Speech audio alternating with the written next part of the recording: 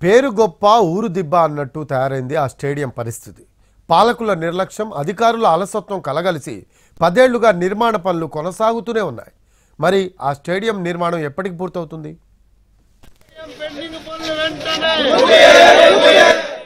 శ్రీకాకుళం జిల్లాకు కోడి రామ్మూర్తి క్రీడా ప్రాంగణం ఓ గుర్తింపు తెచ్చింది. వందలాది మంది క్రీడాకారులను వెలుగులోకి తీసుకొచ్చింది. అయితే పెవిలియన్ దెబ్బతినడంతో పునర్నిర్మాణానికి ప్రభుత్వం పూనుకుంది.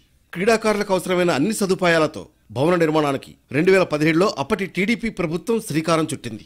శాప్ పర్యవేక్షణలో పనులు జరిపేందుకు 15 కోట్ల రూపాయలు కేటాయించింది. దీంతో పనులు చకచకా సాగాయి. 7 కోట్ల రూపాయల వ్యయంతో దాదాపు 50% నిర్మాణం పూర్తయింది. కానీ పనులు అక్కడితో ఆగిపోయాయి.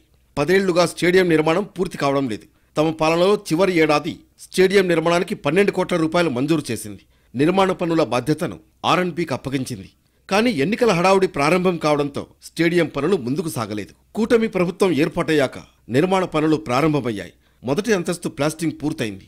కూర్చోవడానికి మెట్లు, గోడల నిర్మాణం పూర్తయింది. 2వ అంతస్తు స్లాబ్ వేసి ప్లాస్టింగ్ పూర్తి చేశారు. ఇరువైపుల గోడల నిర్మాణం కూడా పూర్తయింది. ఈ పనుల కోసం 3,30,00,000కు పైగా ఖర్చు చేశారు.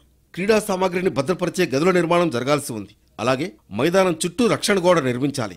విద్యుదీకరణ, డ్రైనేజీ, నీటి సదుపాయం వంటి మౌలిక సదుపాయాలు కల్పించాల్సి ఉంది. మైదానంలో రన్నింగ్ ట్రాక్ పనులు ఇంకా పూర్తి కాలేదు. వీటికి మరో 5 కోట్ల రూపాయలు ఖర్చవుతాయి.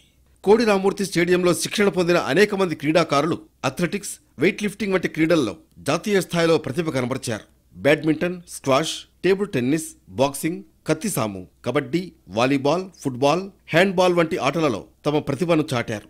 స్టేడియం నిర్మాణాన్ని త్వరగా పూర్తి చేసి మౌలిక వసతుల్ని కల్పించాలనే అభిప్రాయం సర్వత్రా వ్యక్తమవుతోంది.